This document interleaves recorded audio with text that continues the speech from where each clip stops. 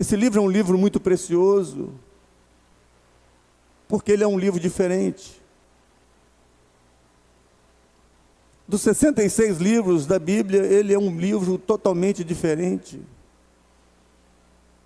Por mais que a gente estude, por mais que a gente leia, por mais que a gente pesquise, por mais que a gente investigue sobre ele, nós nunca vamos chegar a um senso comum de que agora nós já o conhecemos perfeitamente. É um livro que não traz o seu autor. Nós não sabemos quem foi o escritor desse livro. E a gente fica curioso. E muitos estudiosos, muitos entendidos das Escrituras, eles são unânimes em dizer e até arriscar alguns nomes, por causa de algumas características aqui embutidas. Uns pensam que poderia ser Paulo, por causa da forma em que ela foi escrita. O vocabulário utilizado aqui pelo escritor sagrado é um grego apurado, é um grego fino, é de alguém que tem uma característica aqui de uma pessoa intelectual.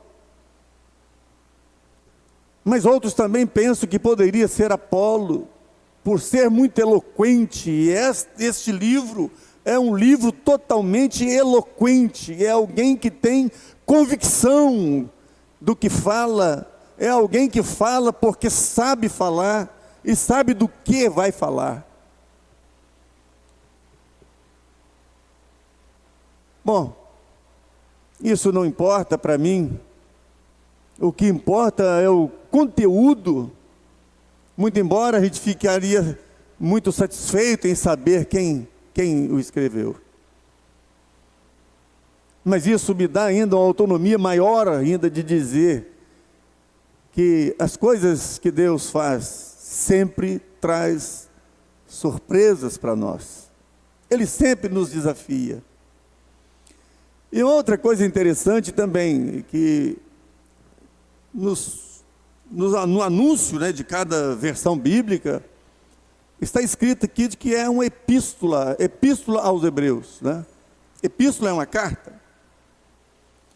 E para você que conhece sobre carta, você que já é da minha idade, né, do meu tempo, que se escrevia muita carta, todos nós sabemos como é que se redige uma carta. Como é que se escreve uma carta. Ela tem o seu cabeçalho, ela tem o seu discorrer, ela tem o seu final. Se você olhar as outras epístolas da Bíblia, principalmente as 13 escritas por Paulo, você vai observar que elas têm características de uma carta. É fácil você identificar como cartas. Mas a Epístola aos Hebreus, ela não tem um cabeçalho de carta, ela não tem um início de carta.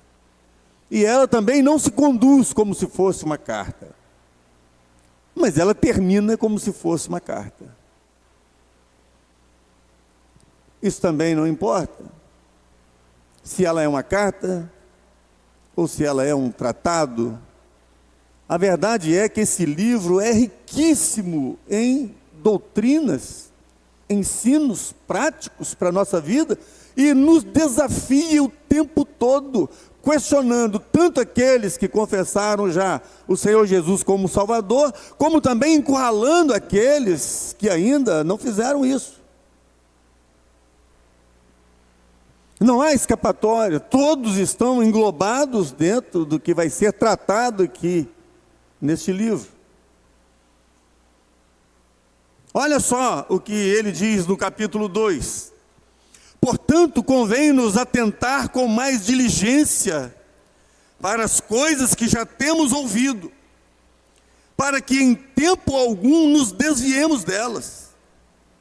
Porque se a palavra falada pelos anjos permaneceu firme, e toda transgressão e desobediência recebeu a justa retribuição, como escaparemos nós, se não atentarmos para uma tão grande salvação, a qual, começando a ser anunciada pelo Senhor, foi-nos depois confirmada pelos que a ouviram, testificando também Deus com eles, por sinais, milagres e várias maravilhas e dons do Espírito Santo, distribuído por sua vontade? É uma pergunta. Do versículo 1 até o versículo 4, você que é um leitor da Bíblia, você vai identificar muito bem aqui como que ele interrompe um assunto que ele vem falando desde o princípio do capítulo 1.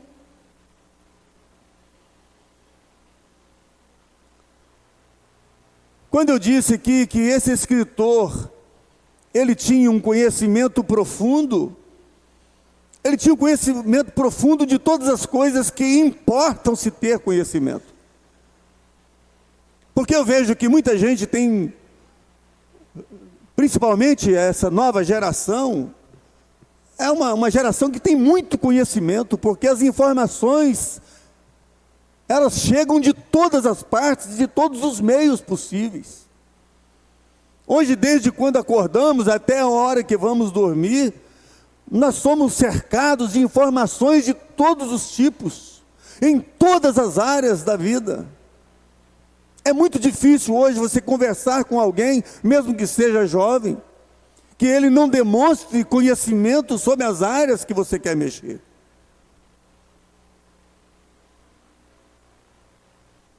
Mas a questão toda é que não adianta ter conhecimento se esse conhecimento não traz benefício para a sua vida. Se não traz mudanças radicais, mudanças importantes na sua vida. Quanto mais conhecimento as pessoas têm, piores elas vão ficando. Mal educadas, pessoas impacientes, pessoas brutas, pessoas com corações duros, pessoas que não aceitam conselhos, pessoas que não querem ficar perto de pessoas sábias, pessoas que têm vida, que têm testemunho. Quanto mais conhecimento, piores as pessoas vão se comportando ao longo do tempo. Basta você olhar para com quem você anda, ou talvez para o seu próprio comportamento. Quanto mais intelectual, quanto mais formação, quanto mais pós-graduação, quanto mais mestrados a pessoa tem, quanto mais eles tratam mal aos seus semelhantes, quanto pior o comportamento dentro do lar, dentro da família, dentro dos relacionamentos com filhos, esposa e maridos. É o que temos visto. Mas o que o escritor sagrado mostra aqui, que o conhecimento que ele tem, lhe dá prazer de falar a respeito deles, porque o conhecimento que ele tem é profundo de Deus, do plano de Deus de salvação. Ele ama falar de Deus, ele ama falar das coisas espirituais. Ele fala do Senhor Jesus Cristo como se ele fosse uma testemunha ocular, como se ele fosse um dos apóstolos, como se ele fosse um dos discípulos, como um daqueles que seguiram Jesus desde o seu batismo até a sua ascensão ao céu. Tamanho prazer que ele tinha de falar sobre Jesus, de conversar sobre Jesus. E ele fala, ele está aqui num momento de meditação, e ele está escrevendo sobre a grandeza de Jesus. E é por isso que ele começa esse livro, não como um cabeçalho de carta, mas como um tratado, como uma convicção plena do que o Senhor representa para ele. Havendo Deus falado antigamente, muitas vezes, de muitas maneiras, aos pais pelos profetas, a nós falou-nos nestes últimos dias pelo Filho. a quem constituiu o herdeiro de tudo, por quem fez também o mundo, qual sendo o resplendor da sua glória e a expressa imagem da sua pessoa, e sustentando todas as coisas pela palavra do seu poder, havendo feito por si mesmo a purificação dos nossos pecados, assentou-se à destra da majestade nas alturas. Queridos, para falar como ele está falando aqui, não é para qualquer um. É preciso saber de fato o que está falando. Ele está falando de um Deus que nunca silenciou, nem antes do homem pecar e nem depois que o homem pecou. Deus nunca silenciou com relação ao ser humano, a não ser por um tempo como castigo para um povo rebelde e negligente, que o rejeitou durante tanto tempo, rejeitando essa comunicação que vem da parte dele. Porque entre o último profeta, Malaquias, e o início do Novo Testamento, da plenitude dos tempos onde Jesus veio, houve um período em que Deus silenciou-se por 400 anos. Não houve nenhuma profecia, não houve nenhuma fala. Deus simplesmente não falou mais. Deixou para falar com o seu filho, através do seu filho. Deus interrompeu o silêncio de 400 anos com a vinda do seu filho, porque não havia mais recursos, não havia mais maneiras, não havia outra forma de Deus comunicar ao homem para que ele pudesse entender e se render a ele, se submeter a ele, a soberania dele. E a única forma que ele teve foi desenfeitar os céus e revelar a sua glória maior, enviando o seu filho, o seu único filho, para morrer em nosso lugar. Se o pecador não ouvir, se o pecador não entender essa linguagem da morte de Jesus, do sacrifício de Jesus, não há outra forma, não há outra maneira de Deus mover o coração do homem. É isso que o escritor aos Hebreus está se referindo. Havendo Deus falado, é inconcebível pensar que o ser humano racional, inteligente, um ser que sabe definir o que é bom e o que é ruim, é inconcebível a este homem, a esse ser, não se sujeitar ao falar de Deus.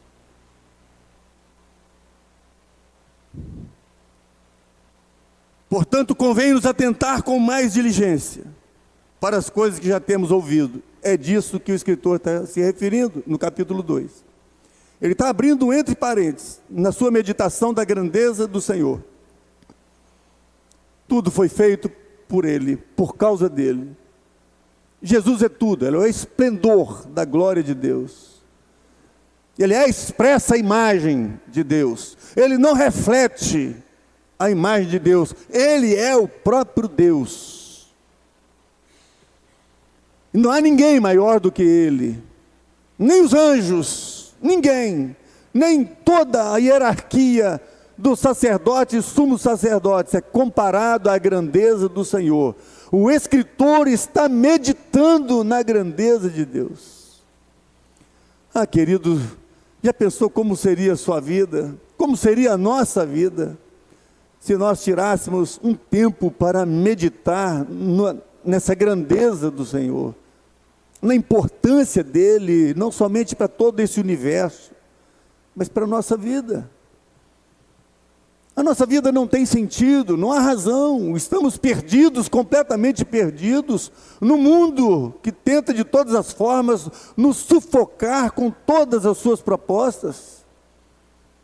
E Deus está gritando o tempo todo, dizendo o tempo todo, até através da natureza Deus fala, conforme disse Davi. Os céus manifestam a glória de Deus, e o firmamento anuncia as obras de suas mãos. Um dia faz declaração a outro dia, uma noite mostra sabedoria a outra noite, sem linguagem. Há uma comunicação nos céus de toda a natureza. de todo esse globo celeste, revelando o interesse de Deus pelo ser humano.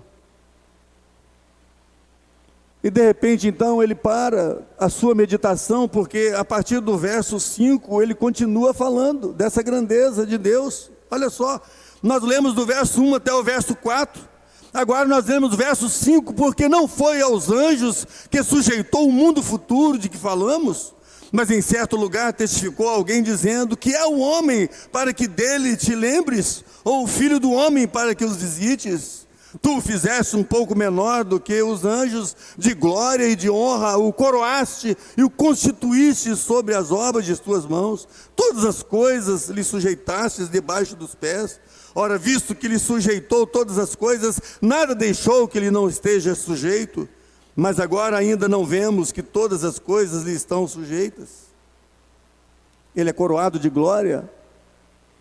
Ele volta ao assunto que ele começou no capítulo 1, e foi até o verso 14. Então ele abriu um parênteses apenas para nos dar um aviso. E esse aviso é urgente.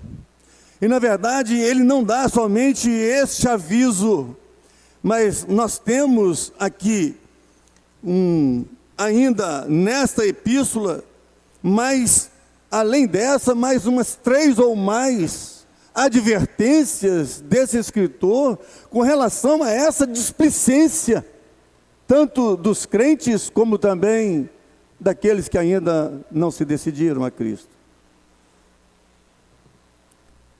Capítulo 3, verso 7.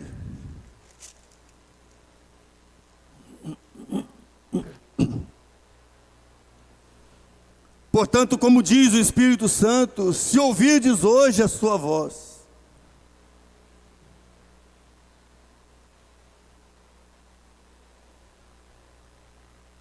não endureçais o vosso coração.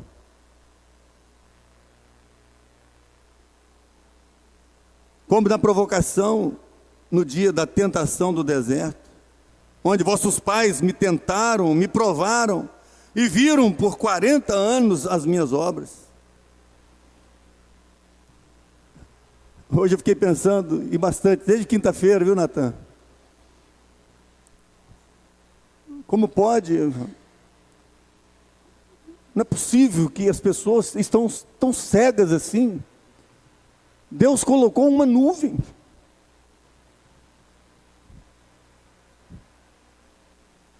Deus tirou o povo de Israel da escravidão do Egito e lançou-os em pleno deserto.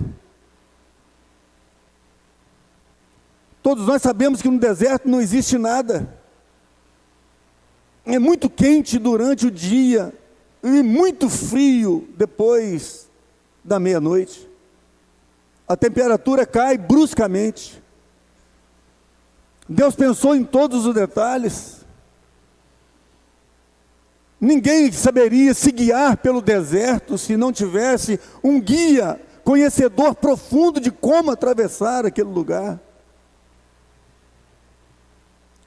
Deus então colocou uma nuvem para durante o dia protegê-los.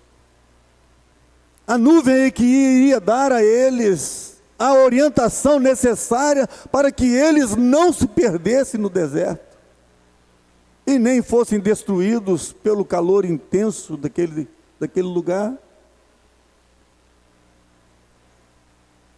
Ali estava a nuvem. Quando a nuvem parava, era o momento do povo descansar. Deus até nisso se importou. Aquele povo precisava descansar nas suas viagens. Olha o que o escritor acabou de dizer aqui: se você ouvir a voz do Espírito Santo, não endureça o seu coração, porque aquele povo não conseguiu ver que algo de extraordinário estava acontecendo no meio deles, e que esta coisa tão deslumbrante, que povo é que tinha visto aquilo, que tipo de pessoa tinha vivido aquela experiência? de ter uma nuvem sobre eles, que quando ela parava, era para eles pararem para descansar, quando ela prosseguia, era para eles seguirem em frente, quando ela ia para a esquerda, era para eles irem para a esquerda ou para a direita. E quando chegava depois da meia-noite, que a temperatura caía, aquela nuvem se transformava numa coluna de fogo para aquecê-los e também para afugentar os animais perigosos, serpentes perigosas que havia no deserto, víboras venenosas, para que ninguém deles sofresse qualquer dano. Queridos, isso foi durante 40 anos. E é por isso que o escritor diz: você que está ouvindo a voz do Espírito Santo, não faça como eles fizeram, que provocaram o Senhor. Eles tentaram, olha só o verso 9, onde vossos pais me tentaram, me provaram e viram por 40 anos as minhas obras. Eu fico pensando, quantas obras de Deus você tem visto durante a sua vida, somente hoje. Quantas coisas magníficas, quanta gente agora está no hospital e você não está. Quanta gente está sofrendo aí por um exame que foi feito e está esperando um diagnóstico. Que sofrimento terrível é esse? Que expectativa que abala o nosso psicológico, que acaba com a nossa vida. Mas você não está. Quantas pessoas estão prisioneiras, estão lá, condenadas, num presídio, aglomerados lá num cubículo que não cabe, que não há como a pessoa dormir, e você está aqui livre. O que é que você quer mais ver? Quantas obras magníficas Deus tem feito, quantos livramentos Ele tem dado a você, e nem mesmo isso é suficiente para você abrir o seu coração.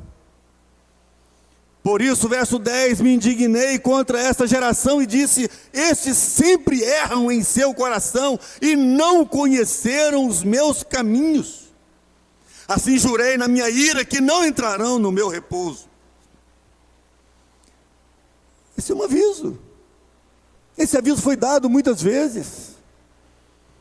Esse povo, com toda essa experiência, não somente dessa nuvem, mas de lugares que não tinha água, e as crianças, os idosos morrendo, querendo, já desfalecendo de sede. E Moisés ora ao Senhor, e o Senhor diz: vai lá e toca naquela rocha. E de repente a água fluía para saciar a sede de todos. Pão desceu do céu, as roupas não envelheceram, os sapatos, as sandálias não gastaram as suas solas durante 40 anos. Só esse aviso que o escritor está nos dando aqui é que nada disto vai ficar sem consequência para quem age dessa maneira. Deus quer que você veja os sinais que Ele faz. Deus quer que você presencie as maravilhas que Ele faz.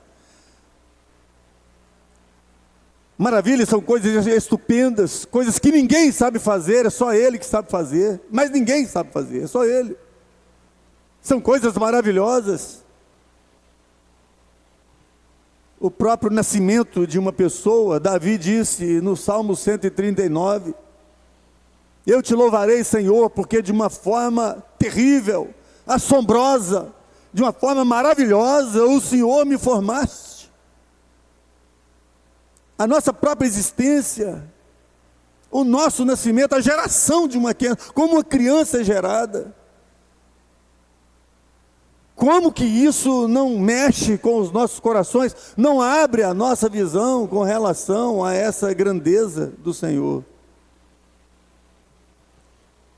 A gente poderia ler mais aqui, mas ainda temos outro no capítulo 6,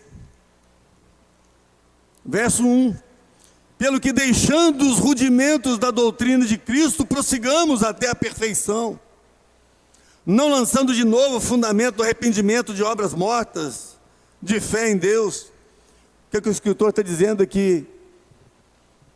Que uma pessoa que já conhece o Evangelho, que conhece a palavra, que conhece esse Evangelho que é o poder de Deus, as transformações, elas têm que acontecer automaticamente. Cada dia nós temos que buscar coisas melhores.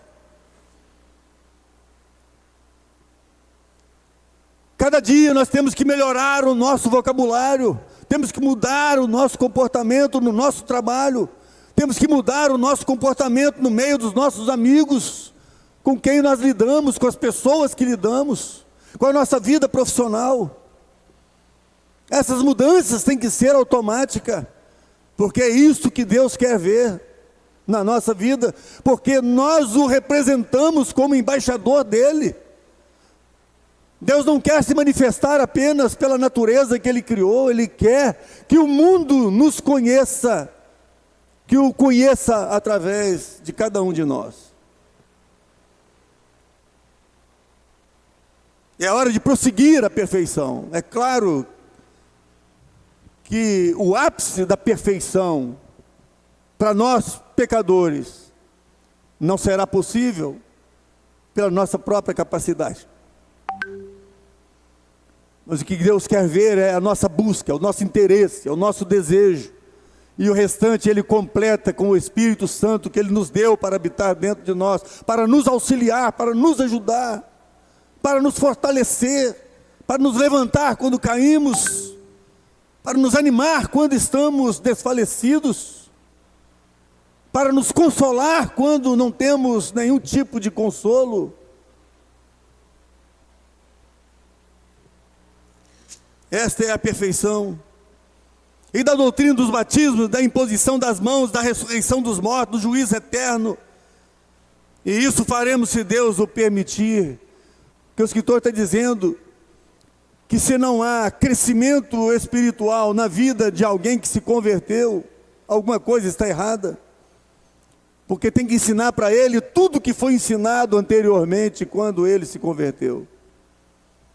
Falar de doutrinas básicas, simples, como da vida passada, da vida antiga, dos pecados praticados, das doutrinas novas, como a do batismo, como o discipulado, como imposição de mãos, como os dons espirituais, são coisas básicas que nós aprendemos logo quando nos convertemos, para que com esses instrumentos nós possamos crescer espiritualmente.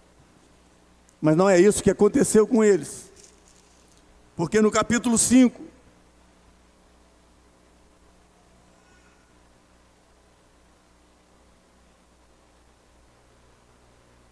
verso 10, chamado por Deus sumo sacerdote segundo a ordem de Melquisedeque, verso 11, do qual muito temos que dizer, de difícil interpretação, porquanto vos fizestes negligentes para ouvir. Porque devendo já ser mestres pelo tempo, ainda necessitais de que se vos torne a ensinar quais sejam os primeiros rudimentos das palavras de Deus. E vos haveis feito tais que necessitais de leite e não de sólido mantimento. Porque qualquer que ainda se alimenta de leite não está experimentado na palavra da justiça, porque é menino. Mas o mantimento sólido é para os perfeitos, os maduros, os experientes, os quais em razão do costume têm os sentidos exercitados para discernir tanto o bem como o mal.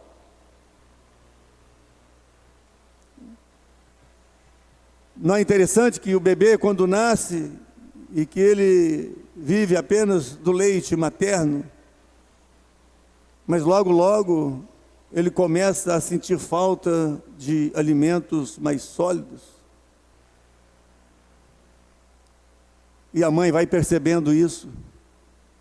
O momento certo de ir com uma comida mais resistente.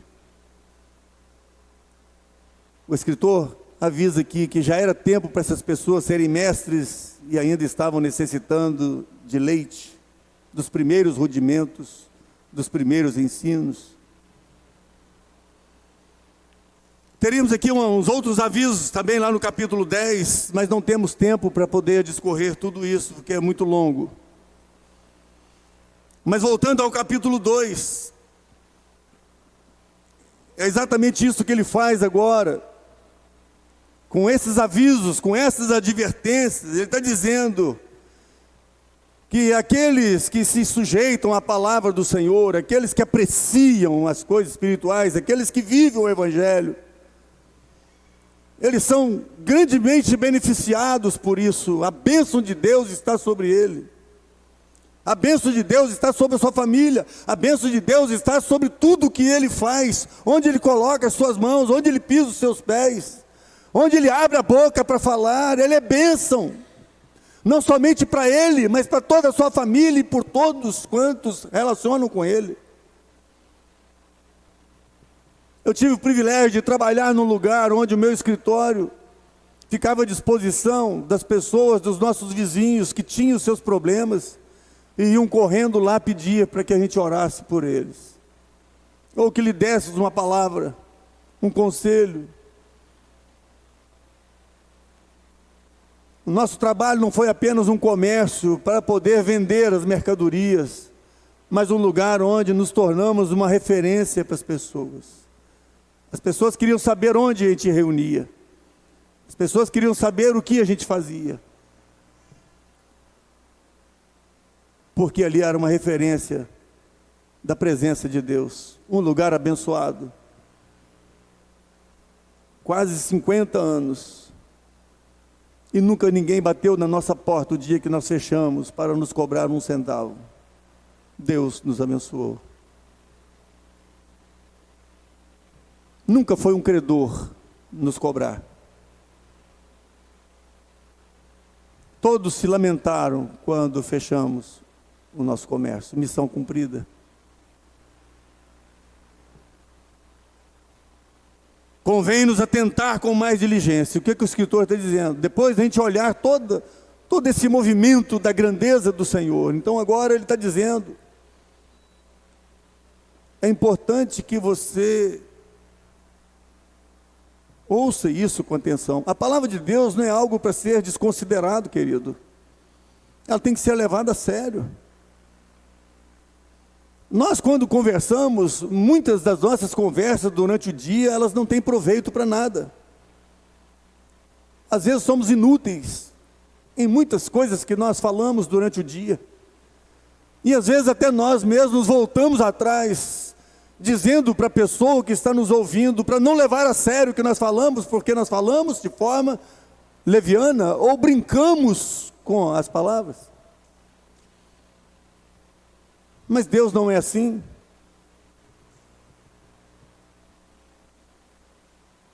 Deus nunca falou de forma leviana. Deus nunca lançou palavras ao vento. O Senhor Jesus, em todo o seu ministério, o que mais chamou a atenção das pessoas que o rodeavam, até mesmo dos seus inimigos, era a forma como ele falava. Porque a Bíblia diz que ele falava como aquele que tinha autoridade para falar. Tanto que em uma das ocasiões em que eles queriam prendê-lo, eles não o prenderam, porque os próprios servidores, os próprios soldados que foram para prendê-lo, disse que não poderia fazer isso, porque eles nunca ouviram alguém falar com tanta autonomia, com tanto poder, com tanta autoridade.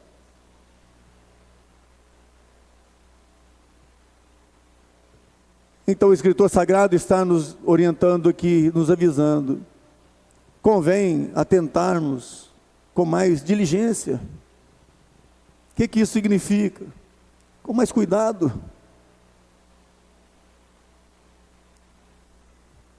Não vire as costas para o que Deus está falando.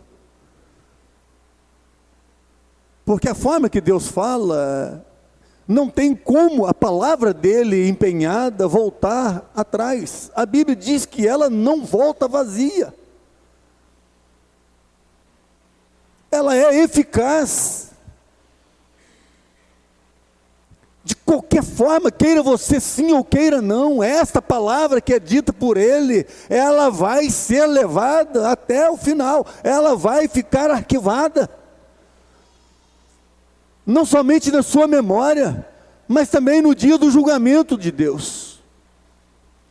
Não há como escapar daquilo que Deus fala. Se você não está levando a sério, se você está vivendo de forma displicente com relação às mensagens que você tem escutado, aos conselhos que você tem ouvido, pessoas que falam para você a respeito de Deus, a respeito da palavra dele, ele não vai esquecer. O apóstolo João escreveu isso no seu evangelho, dizendo que haverá um dia em que todos, até os mortos, haverão de ouvir a voz de Deus: saia daí e venha diante de mim. Todos serão julgados individualmente por aquilo que ouviram e pela forma como se comportaram sobre aquilo que ouviu. Portanto, é muito sério esse aviso que o escritor sagrado está nos dando aqui, para as coisas que já temos ouvido, para que em tempo algum nos desviemos delas. E eu desafio qualquer um que esteja aqui dentro hoje: o que é que está errado aqui do que fala aqui nesse livro? O que é que está errado? Quem é de nós que podemos questionar as mensagens que têm sido proferidas aqui? Nós nunca pregamos aqui doutrina da prosperidade, nunca exigimos de você qualquer tipo de oferta ou dinheiro em troca de uma bênção. Nunca propusemos a você algo que não esteja aqui neste livro.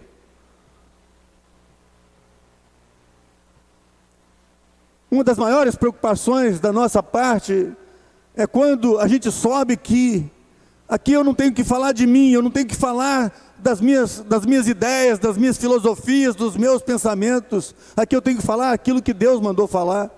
Tanto que no verso 2 diz assim: porque se a palavra falada pelos anjos permaneceu firme. O que o escritor está lembrando aqui, principalmente ao povo judeu? Que foram muitas e muitas vezes que Deus utilizou anjos para falar com eles. Muito embora esses anjos eram representantes visíveis do nosso Deus. Quem é que não lembra do anjo Gabriel, do anjo, quem mais? Tem mais um anjo, Miguel, o anjo que avisou a Maria, o anjo que falou com José, os anjos que falaram lá no Monte Sinai. A Bíblia diz que a lei foi entregue pelos anjos, os anjos representando o Senhor. Quem foi que lutou com Jacó? Olha as formas como Deus falou. E ele, o escritor está trazendo à memória deles exatamente isso. Vocês já têm ouvido. Ele não está falando daquilo que você ainda vai ouvir, não. Ele está falando daquilo que já se foi falado.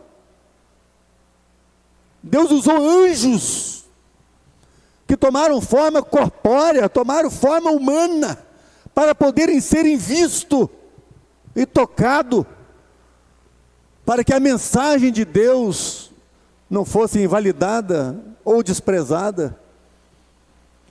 Querido, não há justificativa por que uma pessoa ainda continua no seu estado de dormência espiritual. Não há justificativa. Não há forma de você dizer: não, eu sou assim porque por causa disso ou daquilo. Não existe justificativa. Porque o esforço de Deus é grandioso demais. Mas só que o escritor está nos avisando o seguinte: que se Deus, porque se a palavra falada pelos anjos permaneceu firme, e toda transgressão e desobediência recebeu a justa retribuição. Se você der uma olhada, todas as pessoas que passaram por esse período aqui, por essas gerações, não ficou nenhum deles sem a justa retribuição. Todos eles pagaram o preço. Foram quase 2 milhões de pessoas que saíram do Egito. Porque a Bíblia diz que saiu 600 mil homens de 20 anos acima. Mas somente aqueles que poderiam ir para a guerra. Porque tinha uma determinada idade também, dali para frente, que não poderiam ir mais. Somente os dispostos à guerra, que tinham idade para guerrear. Então se calcula aí mais de 2 milhões de pessoas. De todos aqueles que saíram do Egito, de todos, toda aquela geração, todos eles tombaram no deserto. Nenhum deles entrou na terra prometida. Por causa dessa incredulidade. Por causa daquela rejeição. Por causa daquele desafio que fizeram ao Senhor, dizendo: vocês trouxeram nós para aqui, para morrermos nesse deserto, nós e os nossos filhos. Pois Deus falou: foi diante do que vocês falaram, que vocês vão ser retribuídos. Vocês não entrarão, mas os vossos filhos é que vão entrar. Toda aquela geração. Só Josué e Caleb entraram na terra prometida, mais ninguém. Como escaparemos nós? Verso 3, como escaparemos nós, se não atentarmos para uma tão grande salvação, a qual, começando a ser anunciada pelo Senhor, foi-nos depois confirmada pelos que a ouviram, testificando também Deus com eles, por sinais, milagres e várias maravilhas e dons do Espírito Santo, distribuídos por sua vontade.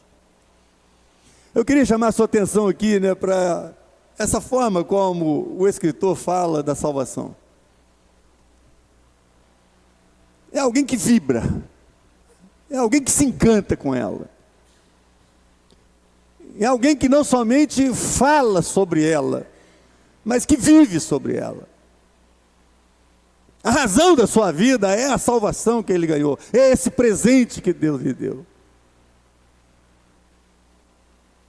Ele é feliz por isso. Tudo que ele faz durante o seu dia, a sua vida secular, os seus relacionamentos, toda a sua vida, a sua forma de cultuar, a sua forma de adorar, como ele canta, como ele ora, como ele prega, como ele fala, como ele escreve, como ele medita, tudo é a respeito desse presente que ele ganhou do Senhor.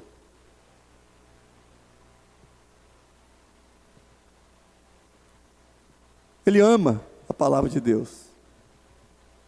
Ele tem um conhecimento profundo de todo o Velho Testamento. Se você ler esse livro de Hebreus, você vai ver como ele descreve tudo o que aconteceu no passado. E ele faz um paralelo entre o passado e o presente.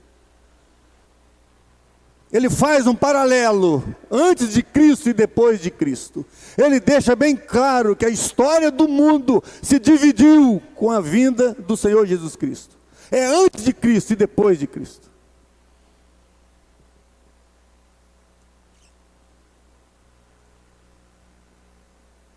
Talvez você não vibre com a salvação porque você nem tem. Mas não é porque Deus não quer, não é porque Jesus não quer, não é porque nada foi feito em seu favor. É porque você não quer. Talvez você não comemore a sua salvação como deveria, você não vive ela como deveria. Porque você ainda não é maduro, você ainda é um bebê espiritual, você é uma criança. Você não cresceu, você não amadureceu espiritualmente. Aí tudo para você é motivo, a sua visão é míope, tudo que é respeito à vida espiritual para você é negativo. A salvação para você não é do tamanho ideal que ela foi entregue, da forma que ela foi entregue. Você nota bem que quando o escritor vai falar, no verso 3, como escaparemos nós se não atentarmos, se não dermos a devida atenção, se não nos aplicarmos a conhecer a salvação? Como nós vamos escapar se nós não buscar, não procurarmos, não desejarmos esse presente de Deus? E quando ele vai falar sobre a salvação, ele não fala só sobre a salvação. Ele fala dela como uma tão grande salvação. E eu poderia aqui perguntar para você, dá para você interpretar junto comigo por que ele está dizendo que ela não é somente uma salvação, mas ela é uma tão grande salvação? Dá para fazer você enumerar aqui uma série de coisas? Eu tentei aqui escrever alguma delas, mas ainda é muito pouco para essa tão grande salvação. A nossa mente não vai conseguir dimensionar isso. Talvez quando ele escreveu esta passagem aqui, ele estava pensando no que o próprio apóstolo João escreveu lá depois, num dos considerados o versículo que é o coração da Bíblia, a expressão máxima de toda a Escritura Sagrada, quando ele diz: porque Deus amou o mundo de tal maneira, que deu o seu Filho unigênito, para que todo aquele que nele crê não pereça, mas tenha a vida eterna. Talvez essa expressão do apóstolo João, ela nos ajuda a compreender por que a nossa salvação é tão grande. E aqui no próprio texto eu já colhi algumas delas. Como, por exemplo, quando aqui no capítulo 2, o verso 3, ele diz: porque essa tão grande salvação, a qual começando a ser anunciada pelo Senhor. O que Deus faz pequeno?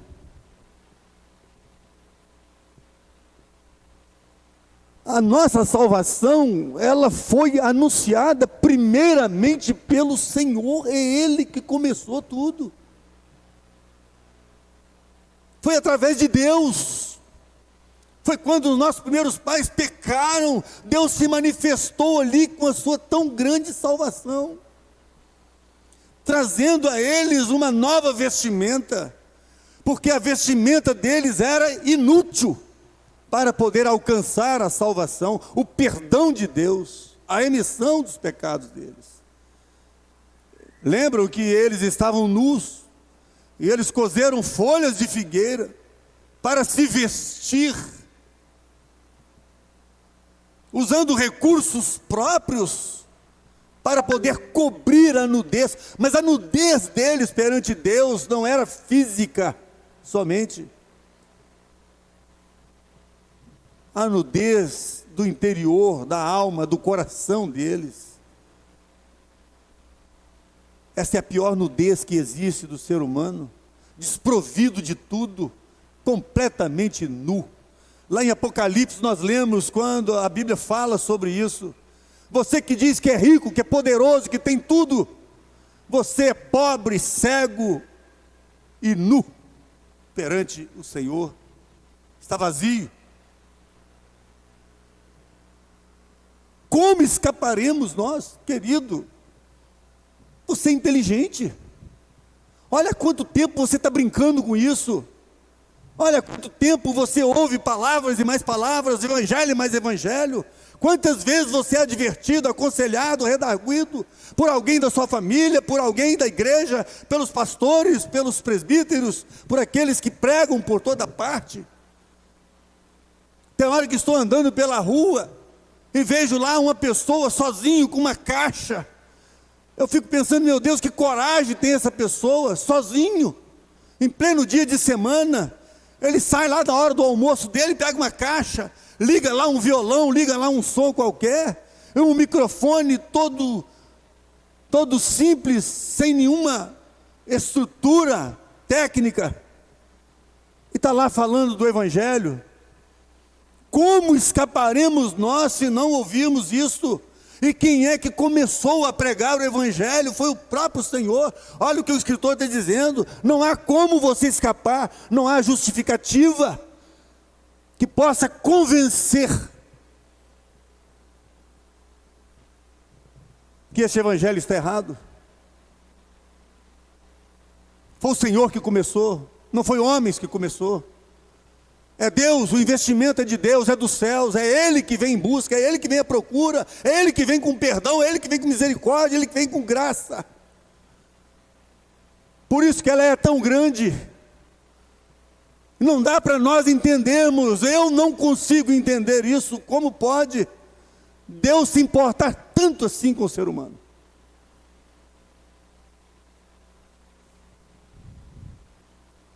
É porque ninguém ama como Ele ama. Ninguém. Eu fico pensando que as pessoas que forem condenadas, como será? Como será uma eternidade pensando em tudo isso, nas oportunidades que você ignorou?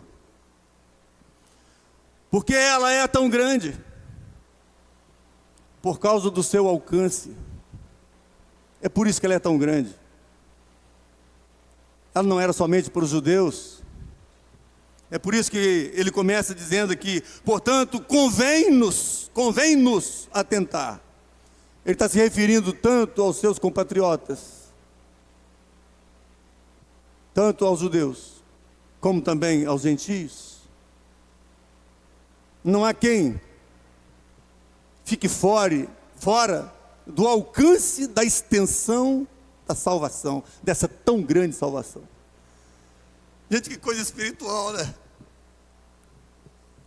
Eu me emociono com isso aqui, porque é grande demais. Eu não sei o nome desse autor, de quem escreveu, mas eu sei o que olha a grandeza. Esse homem está cheio da plenitude do Espírito Santo para falar a respeito da salvação, e ele usa a expressão tão grande. E aí a gente confirma isso, né? Na palavra do Senhor. Como Pedro teve dificuldade para entender que a salvação era grande. Pedro, mata e come. Não, na minha boca nunca entrou coisa imunda. Pedro, mata e come. Ah, Senhor, o Senhor sabe, o Senhor me conhece. Eu nunca botei nada imundo na minha boca. Pedro, mata e come. Não diga impuro aquilo que Deus purificou, santificou. Vai na casa de Cornélio, um gentio, e fala para ele dessa tão grande salvação. Somente com essa advertência é que Pedro, ao ir à casa de Cornélio, pôde dizer: hoje eu entendi que Deus não faz acepção de pessoas. Queridos, graças a Deus que a salvação não é somente a salvação. Graças a Deus porque ela é grande. Ela é grande porque ela chegou até nós. Ela chegou nos rincões da vida, do mundo. É por isso que Jesus disse aos seus discípulos: ide por todo mundo, pregar o evangelho a toda criatura. Quem crer e for batizado, que receber o Espírito Santo, será salvo. Mas quem não crer, será condenado. Então essa tão grande salvação, ela vai anunciando, advertendo as pessoas pelo mundo inteiro, seja quem for. Não há separação, não há cor, não há credo, não há nada que possa justificar a não aceitação a ela, porque ela é abrangente. Ela chegou até você, querido. Ela chegou na minha casa, ela chegou nos meus filhos, chegou no meu neto, chegou na minha esposa, que quando conhecemos, ainda não tinha esse conhecimento dessa tão grande salvação. Ela chegou para ficar. A gente poderia fazer aqui uma lista, né? Eu fiz mais outras, vou falar aqui para a gente terminar. Por que ela é tão grande? Por causa do seu poder. Olha aí, o nosso lema do mês passado. Porque o poder do Evangelho, eu não me envergonho deste Evangelho, porque é poder de Deus para a salvação de todo aquele que crê. Ela é tão grande por isso, porque ela não somente nos perdoa, ela nos dá muito mais do que isso. Ela é grande porque ela apresenta aqui a ressurreição do Senhor Jesus Cristo. poder dele sobre a morte. A salvação é tão grande que ela nos faz pensar que morrer é ganho e viver é Cristo. Que Deus nos abençoe. E você vai para casa hoje, né? Aliviado, absolvido, a justiça de Deus satisfeita, e a misericórdia do Senhor estendida até nós. Amém?